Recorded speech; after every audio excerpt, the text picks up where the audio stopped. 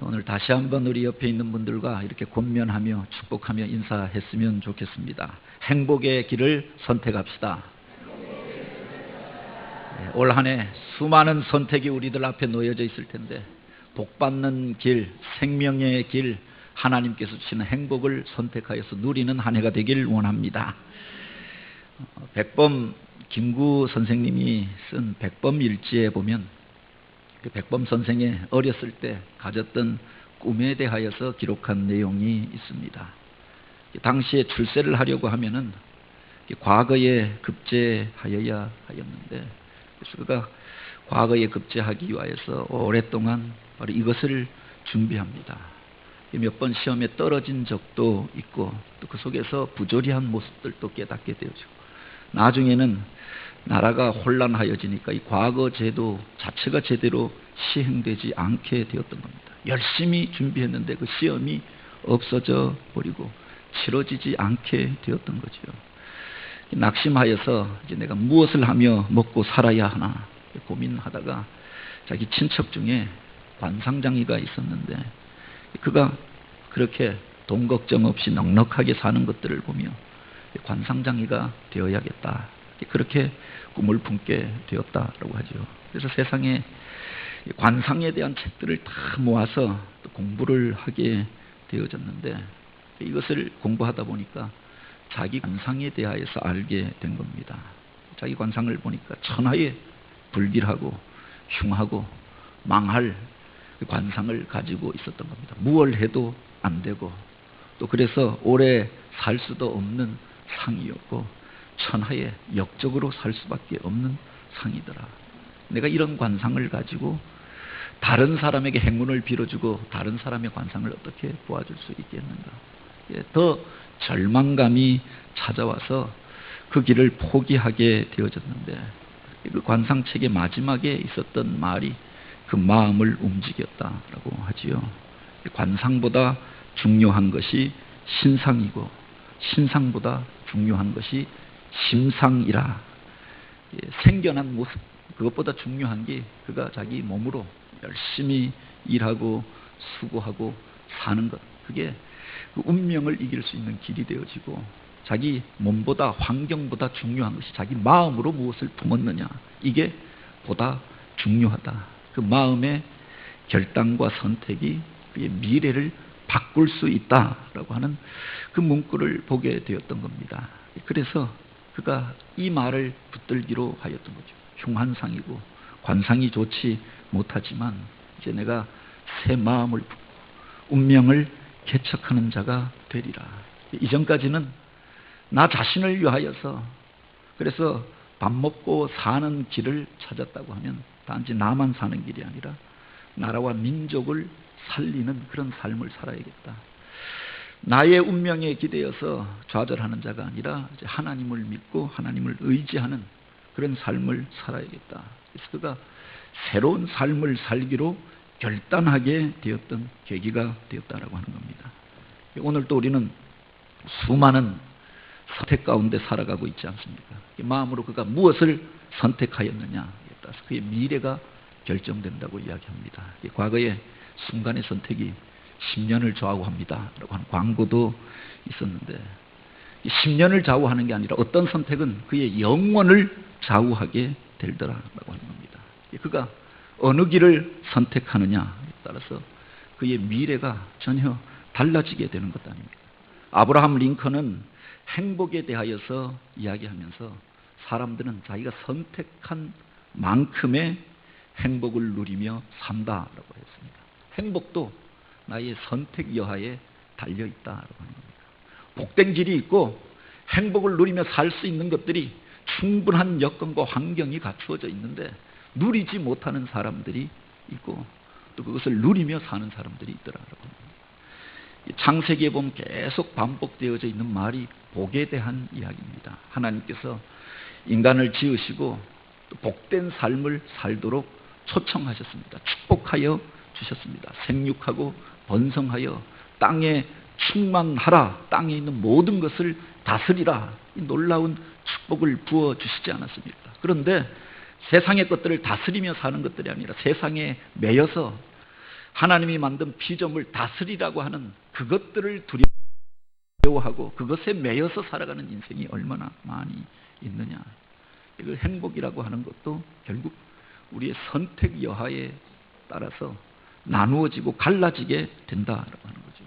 오늘 우리가 읽은 이 본문에 보면은 바로 우리 운명의 주관자가 되신 하나님께서 모세를 통하여 우리에게 주시는 도전의 말씀이 기록되어져 있습니다. 바로 우리 앞에 생명과 복의 길, 그리고 사망과 저주의 길이 함께 놓여져 있다라고 합니다. 오늘 우리가 무엇을 선택하느냐, 그 미래가 갈라지게 된다라고 합니다. 보라, 내가 오늘날 생명과 복과 사망과 화를 너희 앞에 두었나니. 우리 앞에 바로 이 네 가지 길이 놓여져 있다. 합하여서 보면 생명과 복이 합하여져 있고 사망과 저주가 화가 같이 합하여져 있는 것 아닙니까?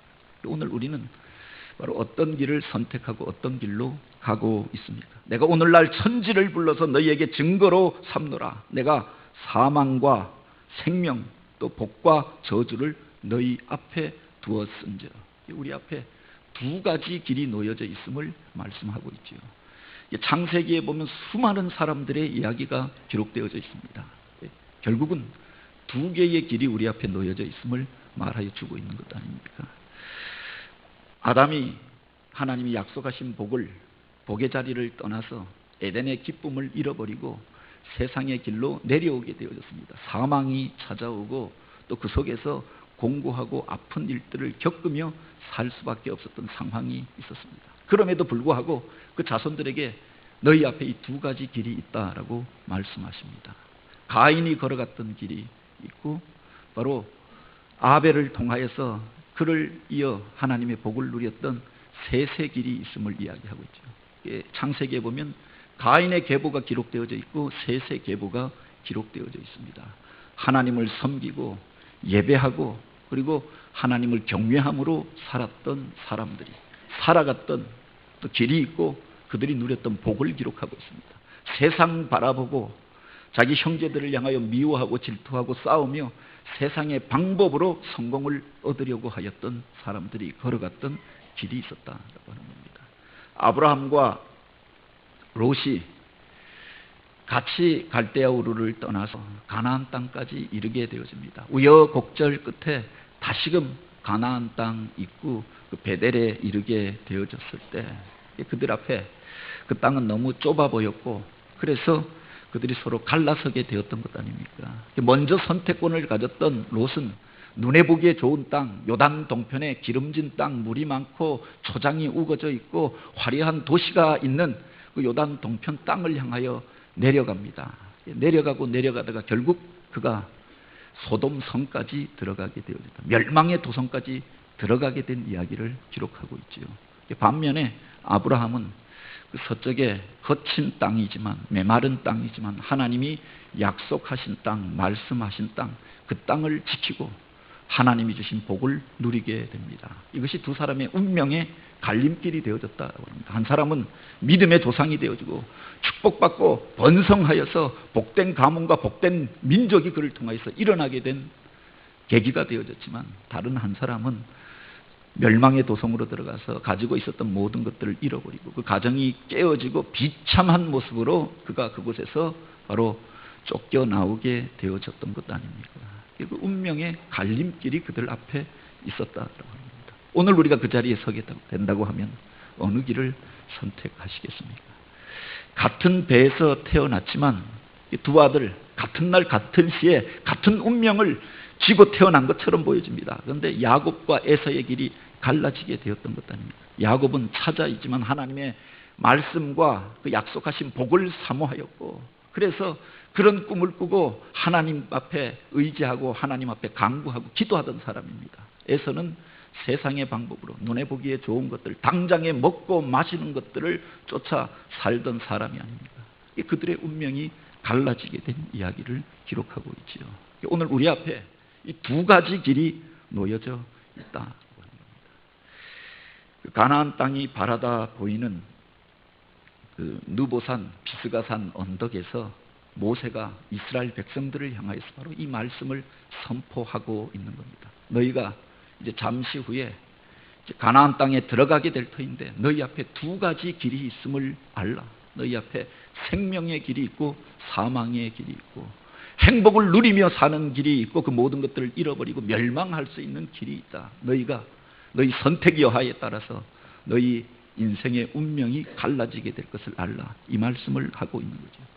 신명기 28장을 가리켜서 흔히들 축복장이라고 이야기합니다. 1절부터 14절까지는 오늘 우리가 구하고 꿈꾸고 또 기도하는 그 축복의 내용들이 기록되어져 있지 않습니까? 내가 성읍에서도 복을 받고 들에서도 복을 받을 것이고 내 몸에 자녀들이 복을 받을 것이고 토지의 소산과 우양의 새끼까지도 복을 받을 것이고 내 광주리와 떡반죽 그릇이 복을 받을 것이고 내가 들어가도 복을 받고 나가도 복을 받을 것이라. 오늘 우리가 구하는 복된 모습이 있지 않습니까?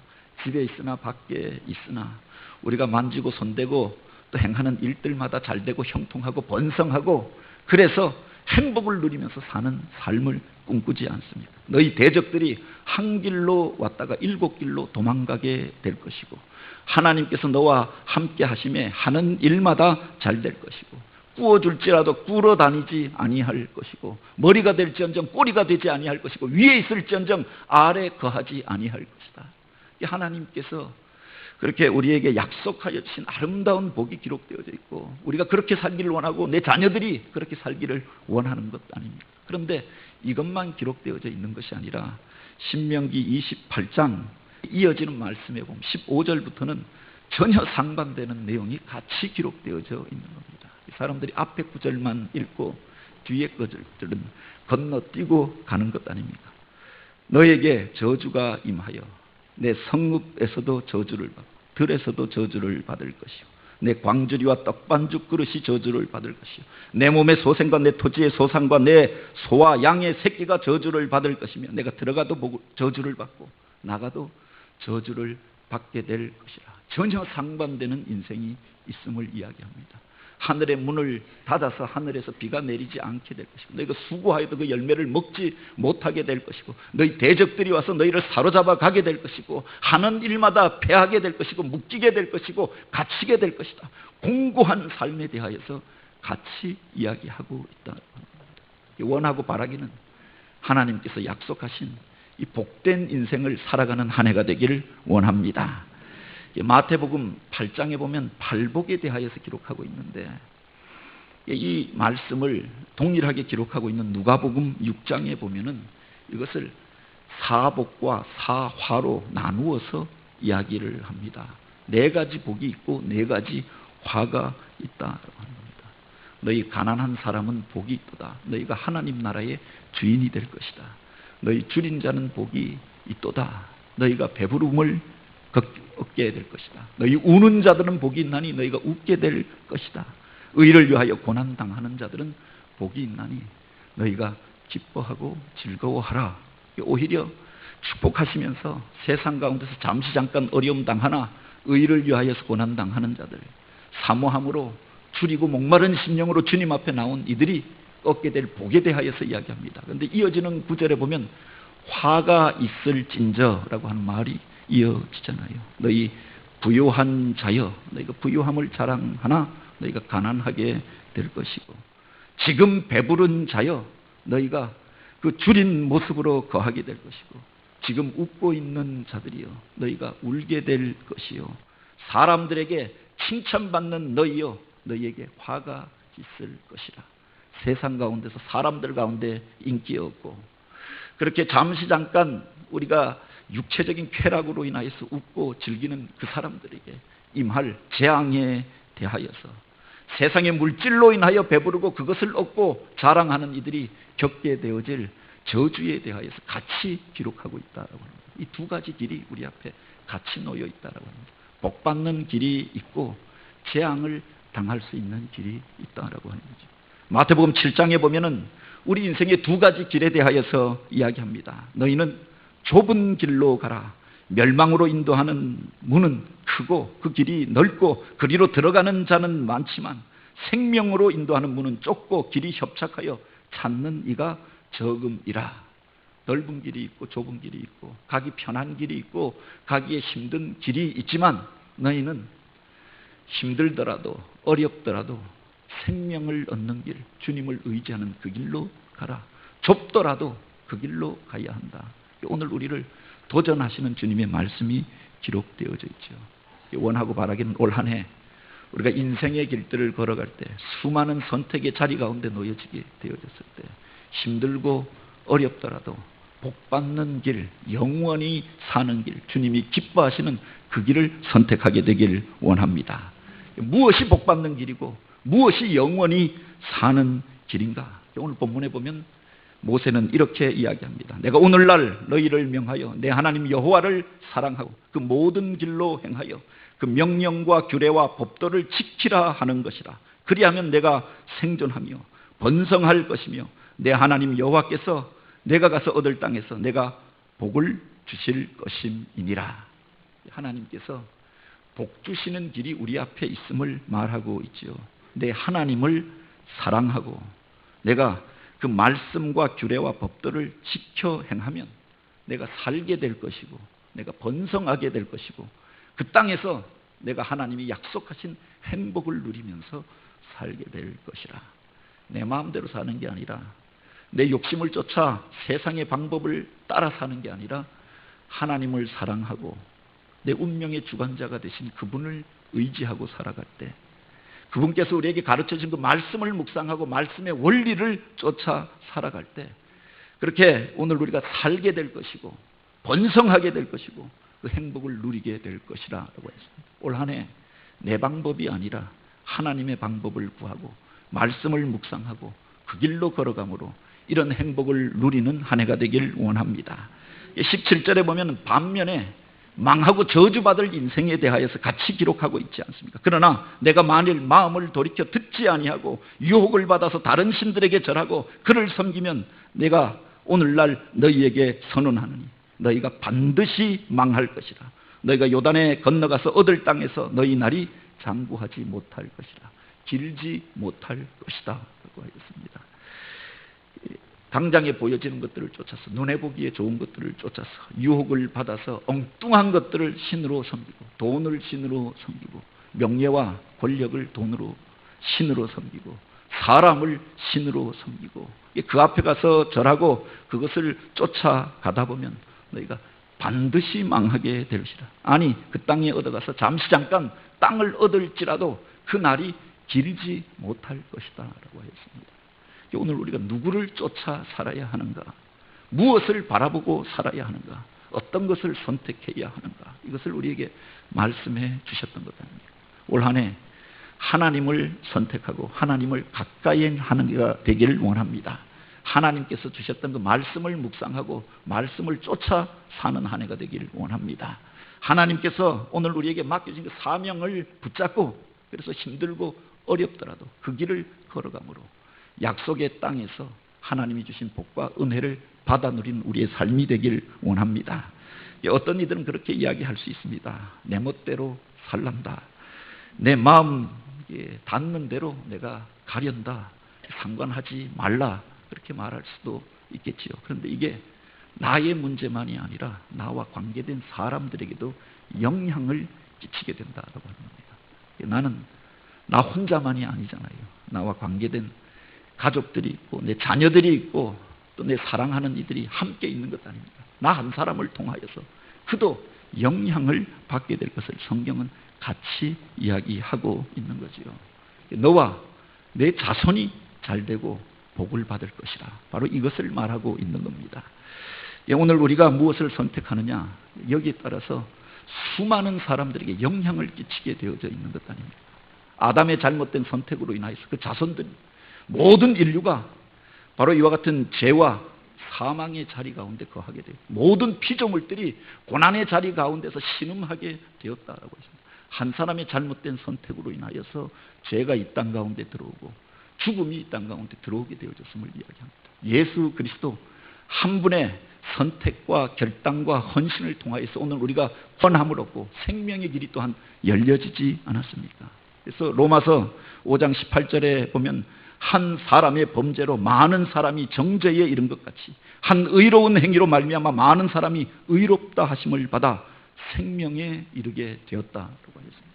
원하고 바라기는 오늘 우리들을 통하여서 바로 생명의 길이 열려지고 복의 길이 열려지는 그런 선택을 하게 되길 원합니다.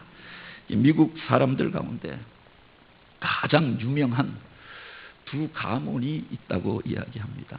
얼마 전에도 어떤 책을 통하여서 바로 이 케네디 가문의 저주라고 하는 책을 읽은 적이 있는데, 미국 최고의 정치 명문가이고 또 경제적으로도 부유하고 또 성공한 가문으로 이야기하는 것이 바로 케네디 가문입니다. 그런데 이 가정에 임한 기묘한 저주에 대하여서 기록한 책인데, 물론 이 책만이 아니라 신문 기사로도 인터넷으로도 이 가문이 당하였던 저주의 사건들에 대하여서 기록하고 있는 겁니다. 조지프 케네디라고 하는 사람이, 그가 미국에서 유명한 실업인이었고 은행가였고 주영 대사를 지냈고 대권까지 노리던 사람이었는데 스캔들에 휘말려서 그 꿈을 포기하게 됩니다. 그래서 자기 아들들을 통하여서 자기 꿈을 이루고자 하였던 거지요. 큰아들이 가장 똑똑하고 또 그렇게 명석하여서 그를 통하여서 자기의 꿈이 이루어지기를 기대합니다. 조세프 케네디 2세, 그가 그 큰아들이 2차 세계대전에 참전하였다가 공군 조종사로 그 비행기가 추락하여서 29살의 꽃다운 나이에 사망하게 되었던 겁니다. 그래서 이제는 그 둘째 아들에게 기대를 품게 되어지죠. 모든 것들을 다 투자하고 또 자기가 가진 모든 인맥을 동원하여서 그를 지원하여서 결국 존 F 케네디, 둘째가 대통령이 되어집니다. 근데 1963년 텍사스 달라스에서 그가 암살당하여서 죽게 되어집니다. 40대에 가장 젊은 대통령이라고 하였는데 가장 젊은 날에 요절하여 죽고 말았던 겁니다. 그래서 그 꿈은 셋째에게로 옮겨가게 되어지죠. 로버트 케네디, 그가 형의 뒤를 이어서 대통령에 출마합니다.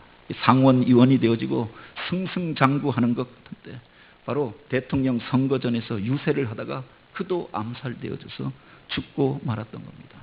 마지막 남은 막내가 그래도 장수하며 살았는데 그도 교통사고로 인하여서, 그래서 그가 침몰하는 지경에 생명망 구사일생으로 구하여서 평생 장애를 앓고 알코올 중독에 시달리다가 그렇게 얼마 전에 또 죽게 된 기사가 있었지요. 딸들의 이야기를 기록하고 있는데 그 첫째 딸은 어려서부터 수술을 잘못하다가 장애를 안고 평생 병원에서 살다가 죽게 되어집니다. 둘째 딸 캐슬리는 1948년 비행기 사고로 28살 때 사망하게 되었던 겁니다. 모든 자녀들이 한 명 다 가장 좋은 학교를 나오고 성공하였고 그래서 잘생기고 모든 사람이 복된 인생이라고 하였는데 그 복을 누리면서 살았던 사람이 없다. 그것이 그 자녀들만이 아니라 손자들 대에까지 이어지게 되어졌던 거지요. 바로 그 셋째 로버트 케네디의 두 아들은, 데이비스 케네디는 마약 과다 복용으로 20대에 사망하였고 마이클 케네디는 스키장에서 스키를 타다가 바로 사고로 사망하게 되어집니다. 유일하게 하나 남았던 바로 이 존 F 케네디의 첫째, 둘째는 존 F 케네디가 죽기 이틀 전에 죽었다라고 하고 그 첫째 아들만 남아서 존 F 케네디 2세가 케네디가의 영광을 재현하게 될 것이라고 생각하였습니다. 근데 그가 30대에 그도 비행기 사고로 죽게 되어졌던 거죠. 왜 이런 일들이 한 가문에서 계속하여서 벌어지게 되어졌는가? 심리학자들이, 사회학자들이, 신학자들이 분석하게 되었던 겁니다. 그것이 그 조상들의 선택과 관련이 있다, 이런 이야기를 하게 되었던 거죠. 바로 그 할아버지 패트릭 케네디가 부를 축적하고 명문 가문을 일으키는 과정 속에 당시에 미국이 성결운동이 일어나고 경건주의 열풍이 몰았을 때 사람들이 대각성을 하고 회개하고 술을 버리고 마약을 버리고 하나님을 영접하고 대부흥이 일어나는 그때 그는 이 기회를 사업이 성공하는 때라라고 생각하였던 겁니다. 그래서 정부에서 경건주의 운동이 일어나면서 술을 판매하는 것들을 금지하고 이런 극장과 그리고 오락장들을 금지하게 되어졌어요. 그때 오락장을 열고 술을 밀매하여서 막대한 부를 쌓게 되어졌고 마약상들과 연결되어져서 그들이 이와 같이 돈을 벌고 명문가가 되어졌다. 어떤 이들은 그 조상에 대해 바로 아일랜드에서 신대륙으로 건너왔을 때 많은 사람들이 신앙의 자유를 찾아왔지만 그의 조상들은 이곳에서 바로 부와 명예를 얻기 위하여서 왔고 그래서 인디안 학살에 가담하였던 일들에 대하여 그들이 죽어가면서 하였던 저주와 관련된 것으로 해석하기도 합니다. 그 아버지 조세프 케네디가 자녀들을 양육하면서 그들에게 가르쳤던 그 자녀 교육의 10계명이라고 하는 게 있습니다. 그런데 그 10계명 중에 하나님은 한 군데도 찾아볼 수가 없고 그가 자녀들에게 가르쳤던 철학이 있죠. 이른바 성공주의 철학이었던 겁니다. 어디 가든 1등하여야 한다. 학교는 최고의 학교에 들어가야 한다. 사람을 사귀려고 하면은 성공한 사람들과만 사귀라. 이것이 우리나라에도 영향을 끼쳐서 존 F 케네디가의 바로 자녀교육법이라고 하여서 가르쳐지기도 하죠. 성공지향적인 교육을 하였다. 어떤 사람들은 존 F 케네디의 선택에 대하여서도 이야기합니다. 그가 대통령이 된 다음에 가장 먼저 내렸던 명령이 있습니다.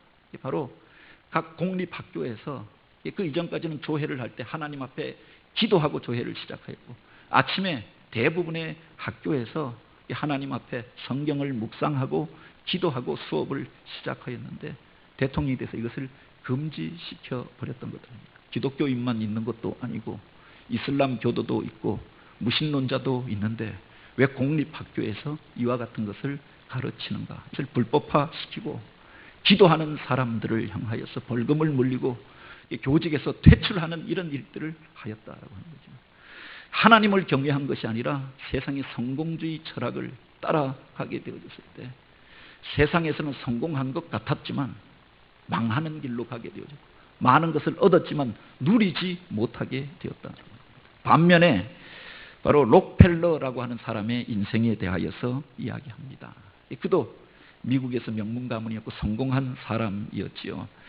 20살에 사업을 시작해서 33살에 백만장자가 되어지고 43살에 미국 최대 기업의 사주가 되어지고 53세에 억만장자가 되어서 세계 최대의 부호 반열에 오르게 되어집니다. 세계적인 부자가 되어졌지만 그 마음속에 있었던 허전함에 대하여서 이야기하죠. 기쁨이 없었고 성공하기 위해서 달려오면서 날마다 극심한 스트레스 가운데 시달릴 수밖에 없었고 엘러 머피라고 하는 알 수 없는 병에 걸려서 말라가기 시작합니다. 머리가 빠지고 눈썹이 빠지고 초췌하여서 그 어떤 음식도 먹지 못하게 되어졌던 겁니다. 수많은 재산이 있었고 엄청난 돈을 가지고 있었지만 그가 먹을 수 있는 것은 한 모금의 우유밖에 없었다고 합니다. 그러던 어느 날 병원에서 건강진단을 받다가 그가 이런 진단을 받게 되었다고 하지요. 앞으로 1년 이상 살 수 없습니다. 그날을 준비하십시오. 엄청난 부를 얻고 성공하였다고 생각하였는데 이제 그날이 그 앞에 놓여지고 시한부 판정을 받게 되어졌던 겁니다. 그가 내가 무엇을 위하여 달려왔고 무엇을 위하여 재물을 모았는가 자기를 돌아보게 되었던 것입니다. 어려서 어머니를 통하여서 들었던 성경 말씀을 기억하고 그가 이제 내가 하나님 앞에 엎드려 기도하리라. 그리고 울며 하나님 앞에 자기 인생을 내어놓고 그동안 행하였던 그 모든 온전치 못한 것들을 회개하게 되어지죠. 그리고 그날 결단하게 되었다라고 하는 겁니다. 나를 위하여 이제는 살지 아니하고 주를 위하여 살겠노라. 돈을 위하여서 살지 아니하고 하나님의 영광을 위하여 이제는 살겠노라. 그 많은 재산을 그 재단으로 만들어서 연약한 자들을 돕고 구제하고 복음을 전하는 일들에 사용하게 되어집니다. 그를 통하여서 리버사이드 교회가 건축되어지고 200여 교회가 개척되어지고 불모지에 복음이 전파되어지고 선교사들이 세워지고 그리고 그렇게 구제하는 일들이 일어나게 되어집니다. 지금까지도 그 자녀들이 바로 이런 일들을 통하여서 세계와 인류를 향하여서 섬기고 봉사하는 일들을 감당하게 되었다 하는 겁니다. 50세에 1년을 넘지 못할 것입니다. 그날을 준비하십시오. 진단받았던 그가 98세까지 건강한 모습으로 장수하며 세계를 누비며 선교 사역을 감당하고 복음을 전하며 구제의 일들을 행하다가 하나님 앞에 부름받아 가게 되었다라고 하는 겁니다. 몇 년 더 산 게 문제가 아니라 오늘 우리는 바로 우리들의 삶의 자리 가운데서 그 행복을 누리면서 살아가고 있습니까? 하나님이 기뻐하는 그 일들을 행하면서 우리는 살고 있습니까? 우리 앞에 두 가지 길이 놓여 있다라고 하였습니다. 내가 오늘날 천지를 불러서 증거로 삼느라 내가 생명과 사망, 복과 저주를 너희 앞에 두었은즉 너와 내 자손이 살기 위하여 생명을 택하라. 주님께서 우리를 향하여 도전하십니다. 저들의 삶이 오늘 우리에게 증거가 되지 않습니까? 이 인류의 역사가 오늘 우리에게 증거가 되지 않습니까? 어떤 가문이 살고 어떤 가문이 또한 망하였는가? 어떤 나라가 성하고 어떤 나라가 패하였는가? 복된 길이 있고 바로 화를 받고 저주를 받고 망하는 길이 우리 앞에 놓여 있다. 선택은 우리가 하는 거지요. 그러나 그 선택에 따른 대가는 바로 우리가 우리의 미래에 지게 될 것입니다. 우리 자녀들이 바로 그런 삶을 살게 될 것입니다. 하나님께서는 오늘 우리를 무슨 로봇으로 하나님이 정한 대로 입력한 대로 사는 존재가 아니라 하나님께서 시키는 대로 하면서 살아가야 할 노예가 아니라 자유의지를 주셔서 우리로 선택하게 하여 주셨습니다. 너희가 무엇을 선택해도 좋다. 그러나 내가 원하기는 너희가 복된 길을 선택하고 생명이 사는 길을 선택하기를 원하노라. 말씀을 통하여서 사는 길, 행복의 길을 우리에게 가르쳐 주셨던 것 아닙니까? 어떤 이들은 그렇게 이야기할런지도 모르겠습니다. 나는 내가 원하지 아니하는 자리 가운데서 이런 어려움을 겪고 있고 내가 선택한 것이 아니지만 바로 이런 환경적인 또 육체적인 세상적인 이런 장애를 가지고 살고 있는데 내가 무엇을 잘못한 것인가? 조상의 대로부터 이어져 내려오는 잘못된 흐름이 있지 않습니까? 조상의 대에 우상을 숭배하고 잘못된 것들을 선택해서 그 자녀들이 당하는 고난과 어려운 일들도 있다라고 하는 겁니다. 그래서 우리가 고난당할 수밖에 없고 그래서 우리가 이 모양 이 꼴로 살 수밖에 없다고 하면 그게 바로 숙명론이고 운명론이겠죠. 근데 성경은 바로 그 운명과 숙명은 오늘 우리가 결단함으로 바꿀 수 있음을 가르쳐주고 있는 것 아닙니까? 그러므로 너희가 행복의 길을 선택하라라고 하였습니다. 오늘 비록 지금까지는 우리가 그렇게 살아왔지만 비록 우리 집안이 요 모양 꼴로 살아왔지만 내가 선택함으로 인하여서 조상의 대로부터 이어져 오는 저주의 흐름을 끊고 하와 재앙을 끊어버리고 하나님을 섬김으로 처음에는 조금 힘들고 어렵겠지만 믿음의 길을 선택함으로 하나님이 약속하신 복을 받아 누리는 한 해가 되길 주님의 이름으로 축복합니다. 내 하나님 여호와를 사랑하고 그 말씀을 순종하며 그를 따르라라고 했습니다. 하나님을 따르는 게 뭐냐? 그 말씀을 가까이 하고 그 말씀을 지켜 행하는 것이다. 올 한 해 주님의 말씀을 더 가까이 하고 묵상하며 내 생각대로 내 뜻대로 세상의 방법대로 사는 게 아니라 성경이 나에게 무엇라고 말씀하고 있는가? 주님께서 말씀을 통하여서 오늘 우리에게 어떤 삶을 가르치고 있는가?